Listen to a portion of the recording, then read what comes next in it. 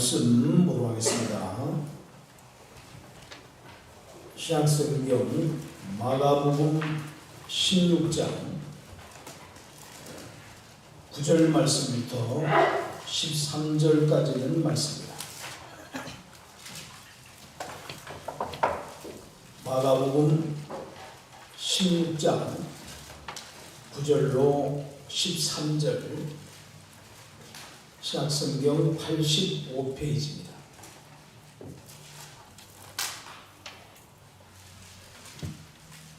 봉독해 드리겠습니다. 예수께서 안식 후 첫날 이른 아침에 살아나신 후 전에 7 귀신을 쫓아내어 주신 막달라 마리아에게 먼저 보이신 마리아가 가서 예수와 함께 하던 사람들이 슬퍼하며 울고 있는 중에 이 일을 알리며 그들은 예수께서 살아나셨다는 것과 마리아에게 보이셨다는 것을 듣고도 믿지 아니하니라. 그 후에 그들 중 2 사람이 걸어서 시골로 갈 때 예수께서 다른 모양으로 그들에게 나타나신 2 사람이 가서 남은 제자들에게 알렸으되 역시 믿지 아니하니라. 아멘. 할렐루야.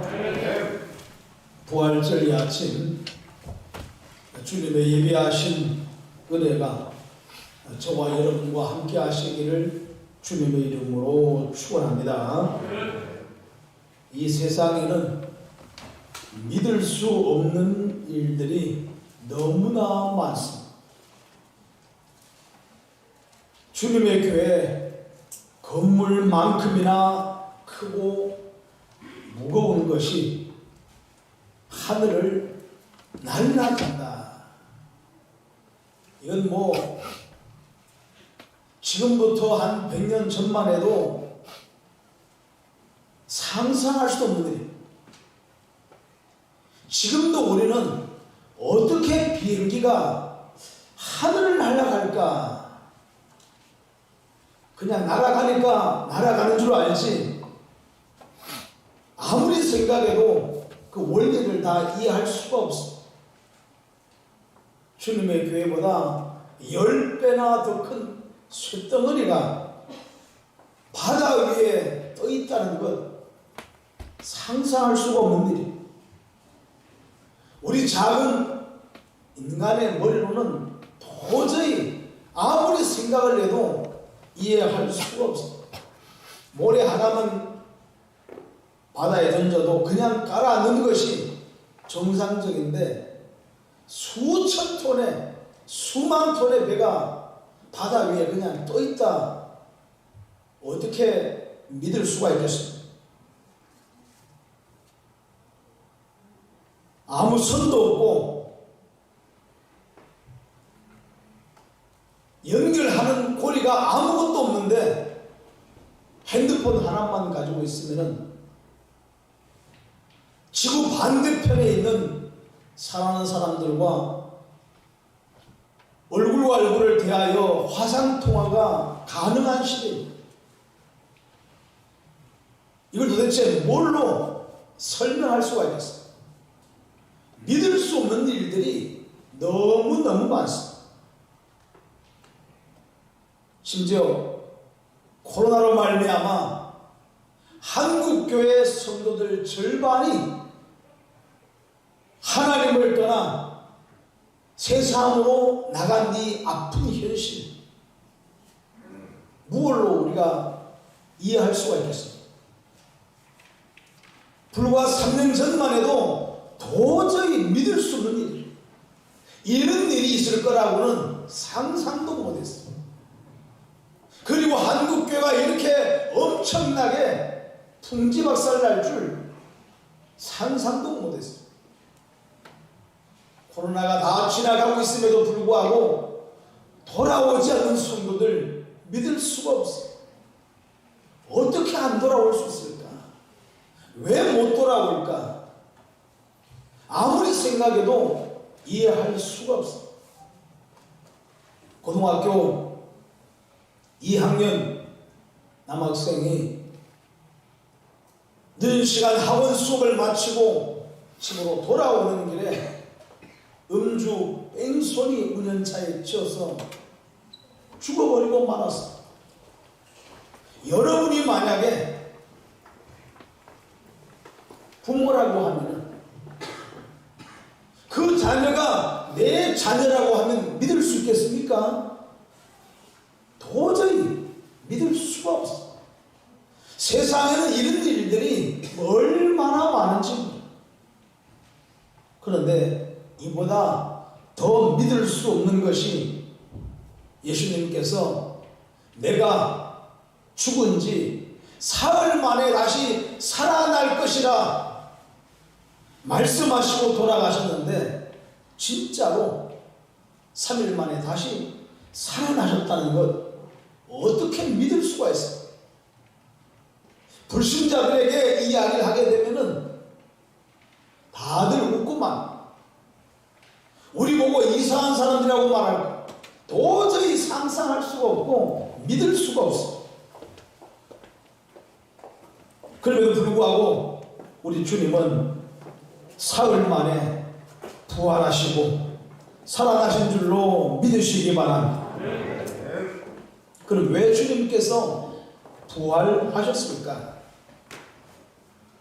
나를 믿는 자는 이렇게 부활할 것이라 주님께서 부활의 첫 열매가 되어주셨습니다. 나를 믿는 자는 살아나게 될 것이라 아무리 이야기해도 사람이 믿을 수가 없어.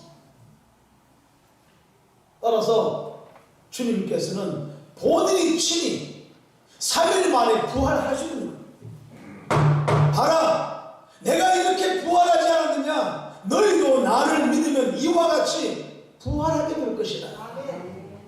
부활의 소망을 저와 여러분들에게 주신 줄로 믿으시기 바랍니다. 그런데 사람들은 이것을 믿는다고 하는 것이 정말 어렵습니다. 왜 어려운지 아십니까? 사단이 우리가 이 주님의 부활을 믿고 구원받는 것을 가장 싫어하기 때문에. 그래서 오늘 본문에도 예수님의 부활을 의심하는 사람들이 여러 명 등장을 하고 있습니다. 이들은 정말로 의심하면 안 될 사람들이었어요. 다 의심해도 이들은 의심하면 안 될 사람이었어요. 그럼에도 불구하고 막상 그 문제가 내 문제가 되니까 다 의심하더라 그 말. 첫 번째로 예수님의 십자가 앞에까지 갔던 여인들이 있어요. 골고다를 올라가시고 십자가를 짊어지실 때 다 주님을 따라갔어요. 제자들도 다 도망갔습니다. 그럼에도 불구하고 도망가지 않고 십자가 아래까지 갔던 여인들이 있어요. 심지어 아리마대 사람 요셉이 예수님의 시신을 달라 하여 자기가 판 새 무덤에 들어갈 때 그 앞에까지 쫓아갔던 사람들이 바로 이 여인들이라 그렇게 말하고 있습니다. 그러니 한편으로 생각하면은 신앙이 얼마나 좋은 사람, 믿음이 얼마나 좋은 사람, 세상적으로 말하면 의리가 얼마나 강한 사람들이에요. 그런데 이들이 이른 새벽에 부활주일 새벽 예수님의 무덤을 향해서 달려가기를 시작합니다. 왜 달려갔을까요? 예수님의 몸에 향유를 바르기 위함입니다. 왜 예수님의 몸에 향유를 바르려고 했는가? 예수님이 죽었기 때문에. 죽은 자의 몸에다가 바르는 향유를 모략이라 그렇게 말합니다.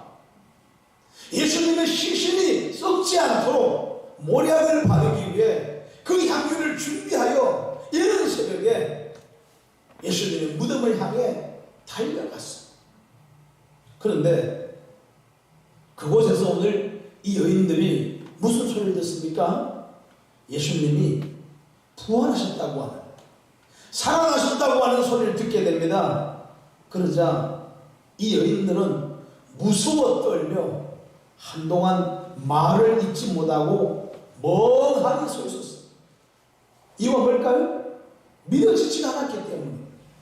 예수님이 살아난다고 하는 것 믿을 수가 없습니다. 왜냐하면 자기들이 보았기 때문에. 그 험한 십자가를 짊어지고 온 몸이 다 깨어지고 부서지고 갈기갈기 찢기고 처참하게 온 몸이 다 만신창이가 되고 망가져서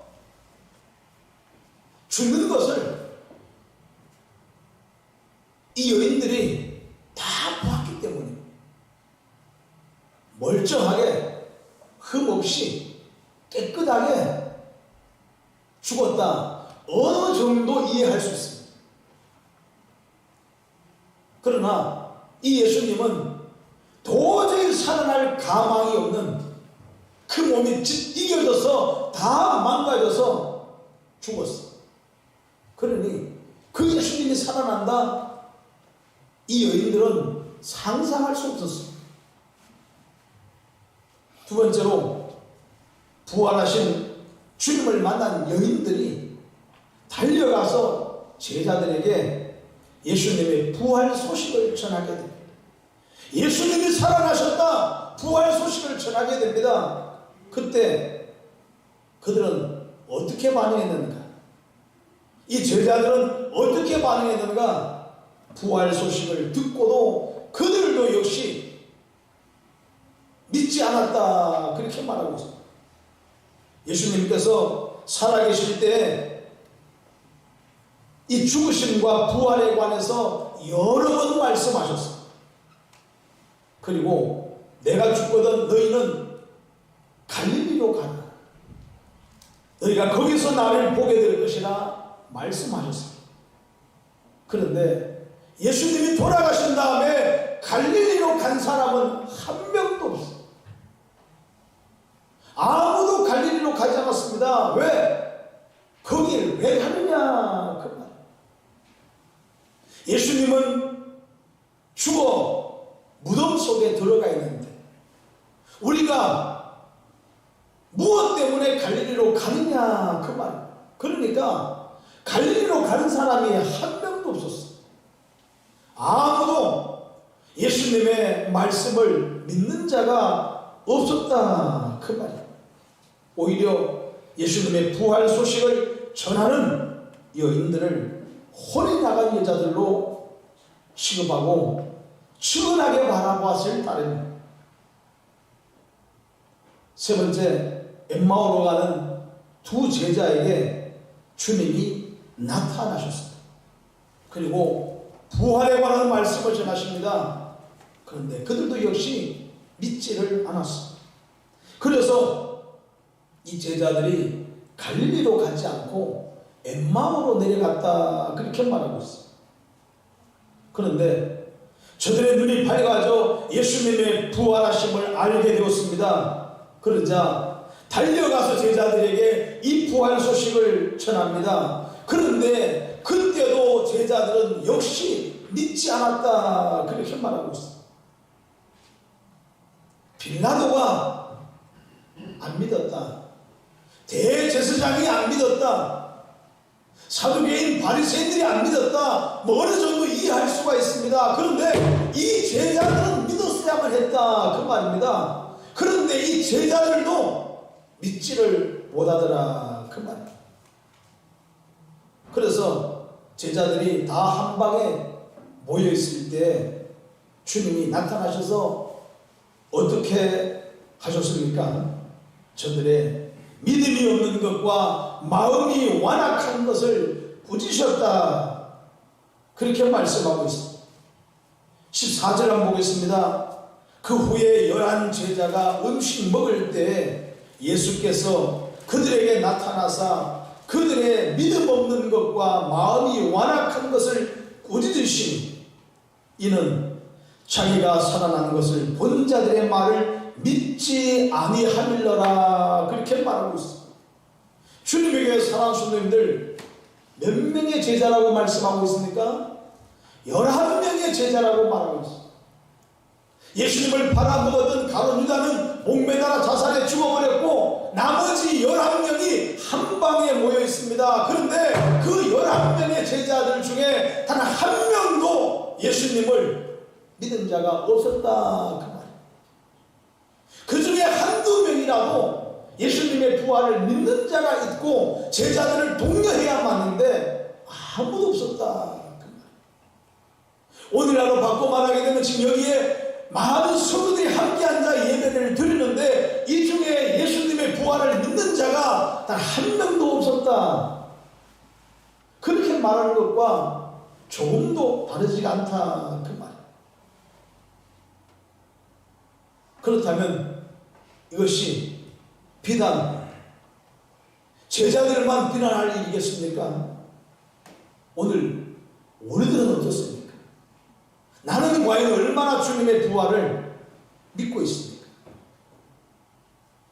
이 주님께서 부활하신 것을 믿는다고 치겠습니다. 그러나 나도 부활할 것이라고 믿는 사람들이 과연 얼마나 있겠느냐 그 말입니다. 2000년 전에 예수님은 부활하셨다고 그냥 우리가 그렇게 치겠습니다. 그럼 과연 나도 죽어 땅 속에 들어가 몸이 다 썩고 형체도 없는데 다시 부활할 것을 믿는 자가 과연 얼마나 있겠느냐 그 말입니다. 불행한 것은 한국 교회 안에 주님의 부활을 믿지 않는 성도들이 무려 70%나 된다는 통계를 본 일이 있습니다. 대한민국의 1000만 명의 성도들 중에 주님의 부활을 믿는 자는 300만 명에 불과하다 그 말이에요. 나머지 700만 명은 주님의 부활을, 나의 부활을 믿지 않는다 그 말이에요. 우리들이 말로는 믿습니다. 예수님의 부활을 믿습니까? 하면 다 아멘합니다. 여러분도 부활할 줄 믿습니까? 다 아멘합니다. 그러나 정말 내 영혼의 부활을 믿는가? 그렇지 않은 자들이 훨씬 더 많다 그 말이에요. 이게 가슴 아픈 일이요, 이게 답답한 일이다 그 말이에요. 그럼 왜 교회는 다니는데 주님의 부활을 믿기가 이렇게 어려울까요? 사단이 의심이라고 하는 무기로 사람을 정복해 버렸기 때문입니다. 사단은 아담과 하와에게 하나님을 의심하게 만들어 버렸습니다. 그래서 기어이 선악과를 따먹게 만들어 버리고 말았습니다. 이때 사단은 사람들의 마음에 의심을 덧뿌려 버리고 말았습니다. 그래서 우리 일생 살아가면서 의심하는 일들이 얼마나 많은지, 왜 의부증, 의처증 환자들이 배우자들의 피를 말릴까요? 믿을 수가 없기 때문에, 의심으로 막 들어차 있기 때문에 믿을 수 있는 것이 아무것도 없습니다.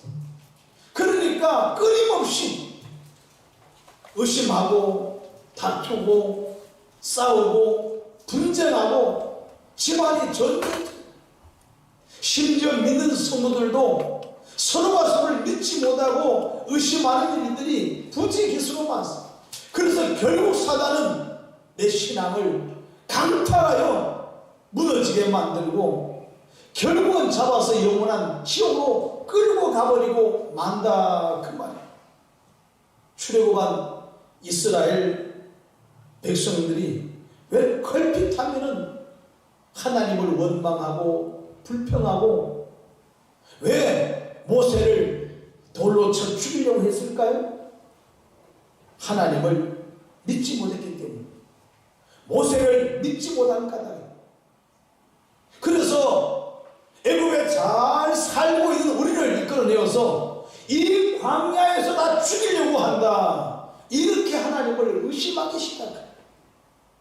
기가 막힌 일 아닙니까? 사울 왕이 왜 끊임없이 다윗을 죽이려고 혈안이 되어 있었을까요? 다윗을 믿지 못했기 때문에. 다윗은 그냥 충직한 신하요 군인이 아니었다, 그 말.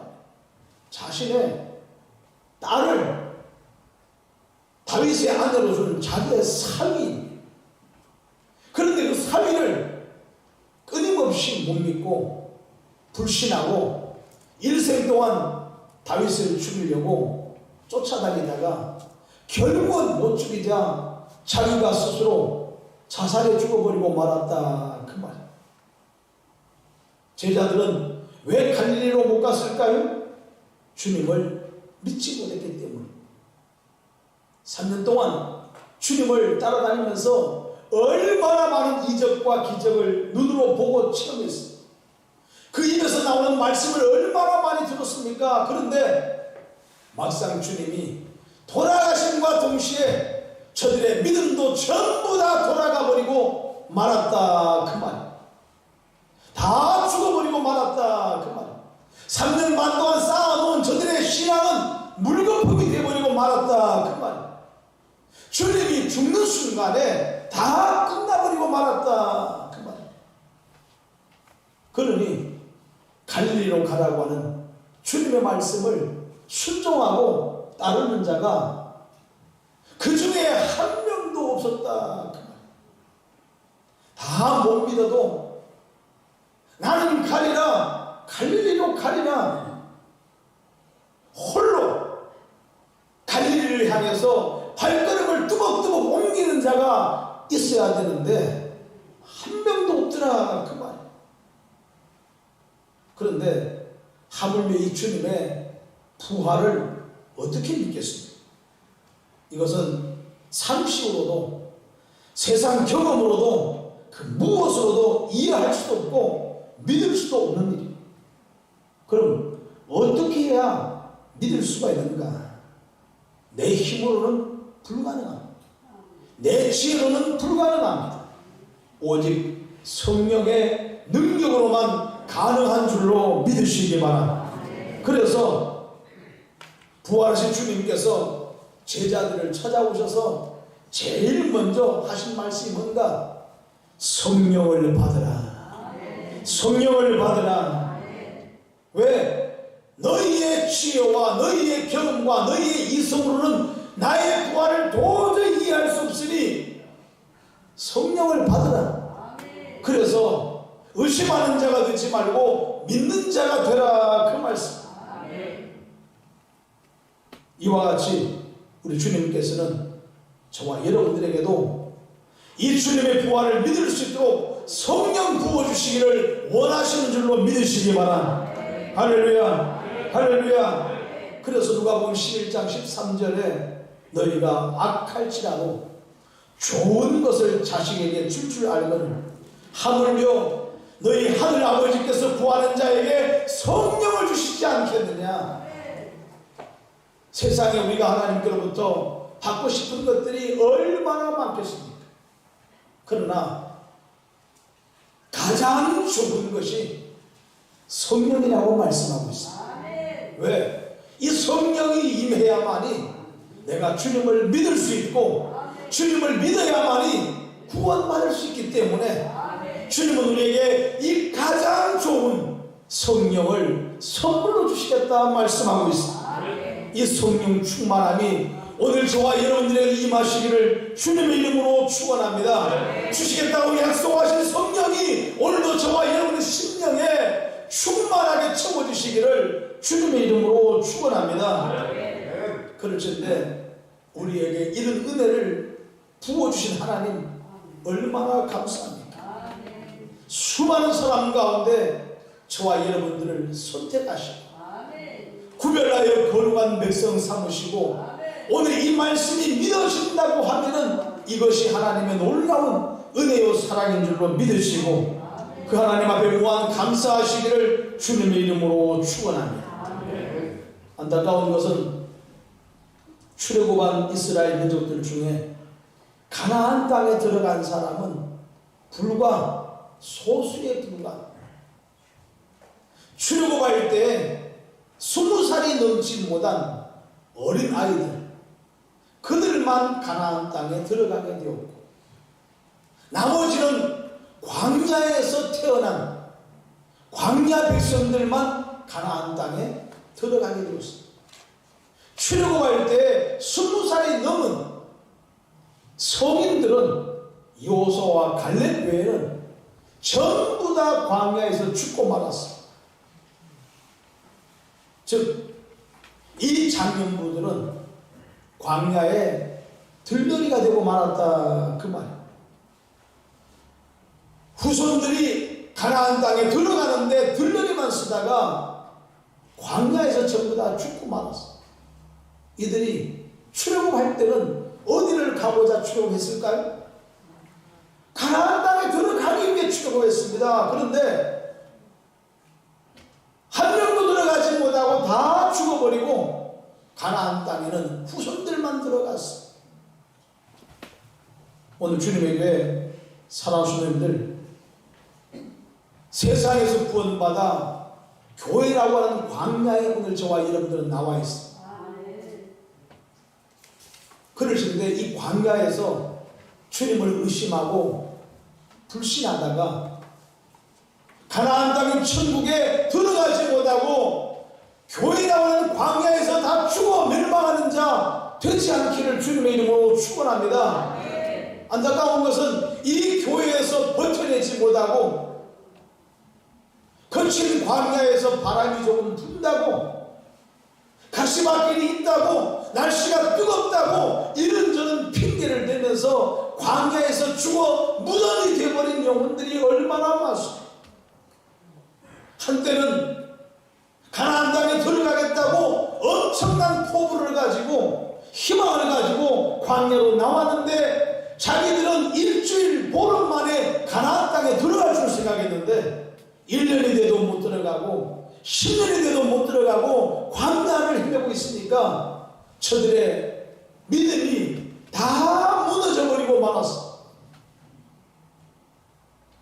가나안 땅의 소망이 다 사라져 버리고 말았습니다. 그러자 결국 저들은 광야를 버텨내지 못하고 다 광야에서 죽고 말았던 것이죠.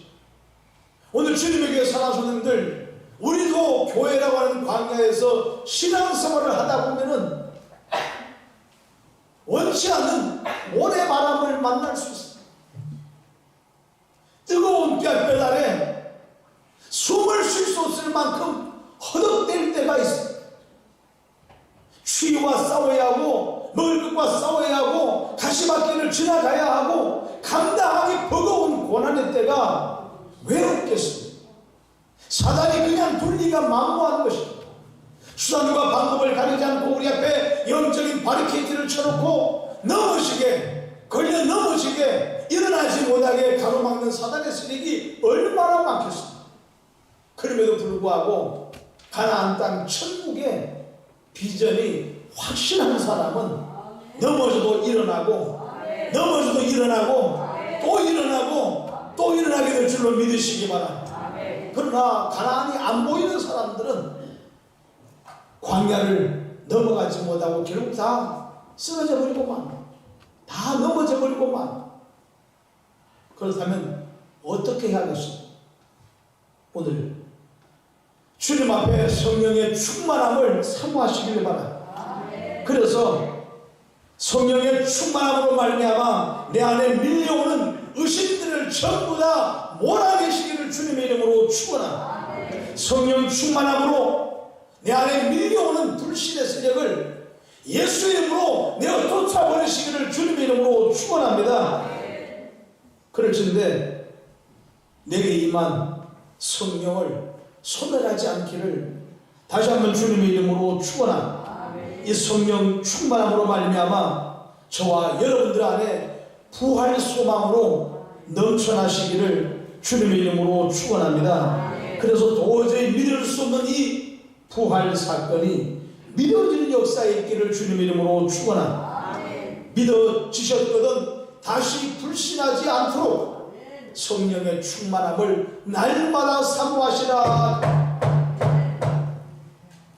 따라서 이 주님의 부활하심이 오늘 나의 부활이 될 수 있기를 주님의 이름으로 축원합니다. 주님의 교회가 세워진 지 25년이 되었습니다. 신갈 삼익아파트 지하 25평 완전 지하에서 출발한 교회가 오늘까지 하나님이 지키시고 하나님이 인도하시고 여기까지 하나님께서 이끌고 와주셨습니다. 그동안에 함께 교회를 세워나가기 위해 힘쓰고 애쓴 주님의 교회 동역자 여러분들, 앞으로 갈 길이 점점 더 험난하고 어려울 수 있습니다. 넘지 못할 산을 만날 수 있습니다. 건너지 못할 강을 만날 수 있습니다. 그러나 우리가 가야 할 길이 분명하게 우리 앞에 하나님의 나라 천국이 준비되어 있는 것을 믿기에 내 안에 성령님께서 우리의 가는 걸음을 지도하시고 인도하시기에 성령의 인도하심을 따라 뚜벅뚜벅 한 걸음 한 걸음 주님께로 천국을 향해 가까이 나아가시기를 주님의 이름으로 축원합니다. 방해하는 것들에 신경 쓰지 않기를 바랍니다. 왜 그런 것들에 영향을 받고 왜 내가 넘어지고 왜 내가 죽느냐 그 말입니다. 따라서 사단의 세력이 어떠한 영적 바리케이트를 친다 할지라도 조금도 거기에 연연하지 아니하고 나는 가리라 주의 길을 가리라. 비바람이 앞길을 가로막아도 나는 가리라 주의 길을 가리라. 힘써 그 길을 달려가는 주님의 교회 멋있는 동역자들 나누시기를 다시 한번 주님의 이름으로 축원합니다. 기도하겠습니다.